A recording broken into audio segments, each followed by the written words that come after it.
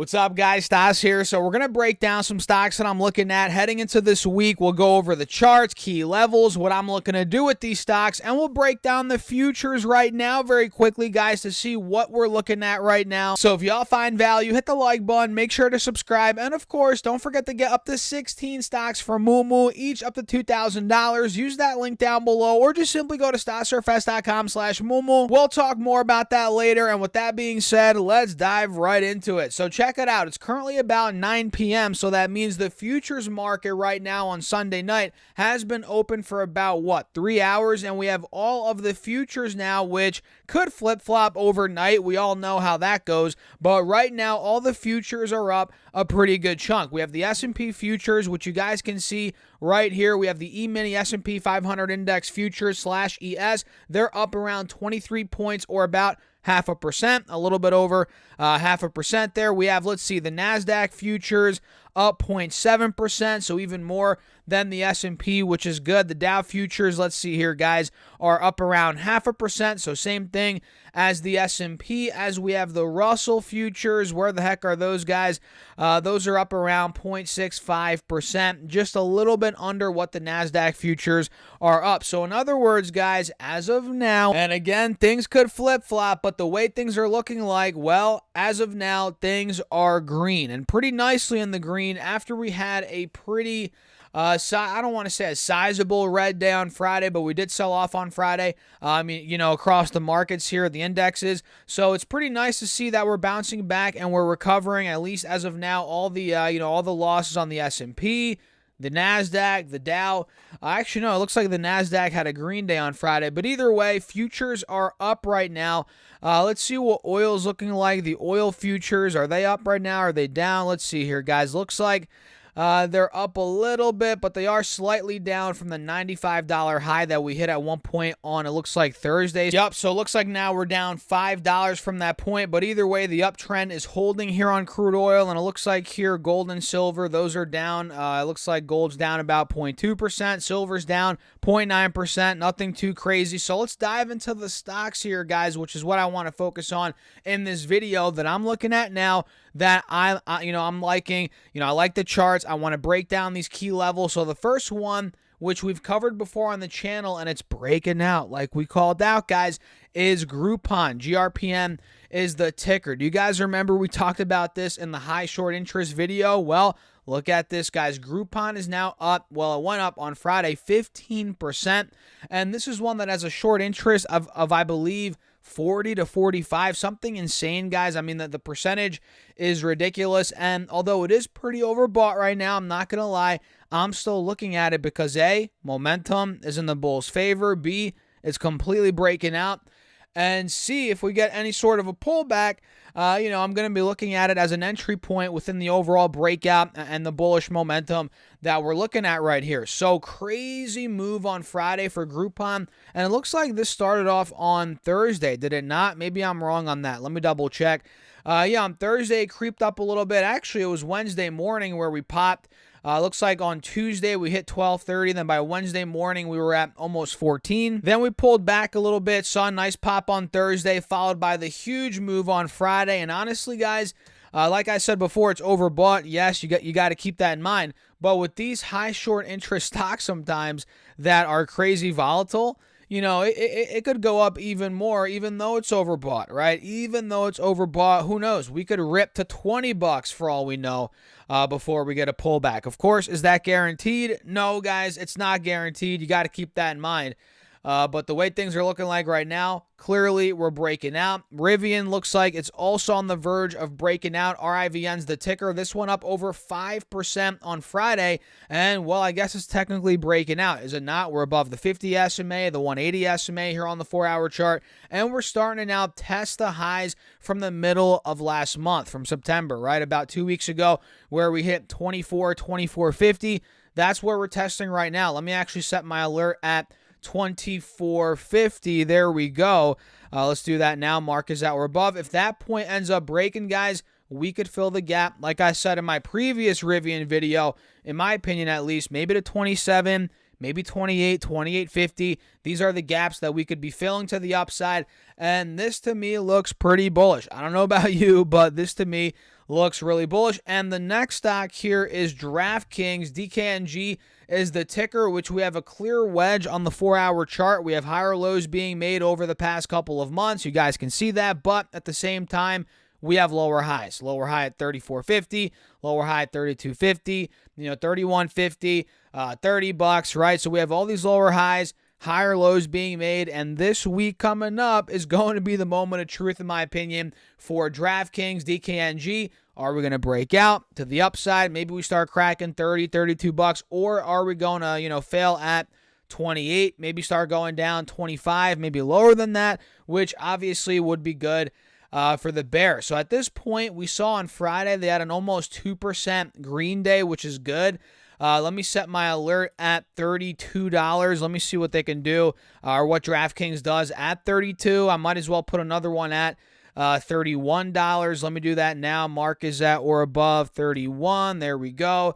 And we'll see, guys. I mean, look, I'm not looking to play puts or short this thing if it dumps, but if it does start to move past, let's say, the 30-32 range, would I go long on it? I would definitely consider it. So the next one here, guys, is ticker symbol ZS. Let me pull it up and show you guys. This one's looking really interesting on the 4-hour chart. We have an ascending triangle, which to me, guys, is clear as day. We have clear resistance at about, let's see, 162. We failed there in the end of June, failed there mid-end of July.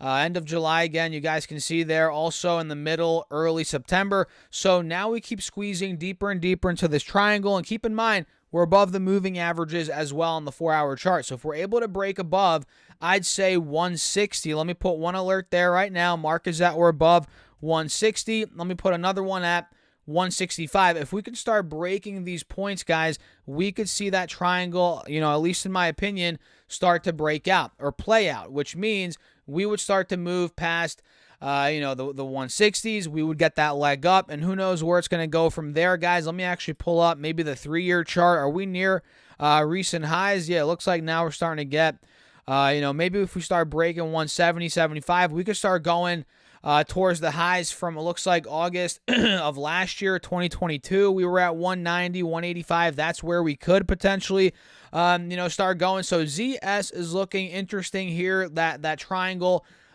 could be playing out potentially this upcoming week. Excuse me, guys, as we did have a 3% green day on Friday. So let's see if that continues into this week. And another one that I'm looking at, guys, is none other than Lululemon. Let's pull it up. LULU is the ticker, which we also have, it looks like, kind of a triangle here on Lululemon. Let me show you guys. We have a clear resistance at about 390 to 395, but at the same time, we have higher lows being made. You guys see that here? We have a higher low at this point. Boom. Here as well. Boom. And then here as well at about 380, 385. So what are we going to do at about 390, $400? If we break that point, triangle plays out, maybe we go 405. Maybe we start going even higher than that. Let me actually set my one alert at, let's put it at 405. Boom. Then I'll put another one at Mark is at or above $400. Let me do that now. Mark is at or above.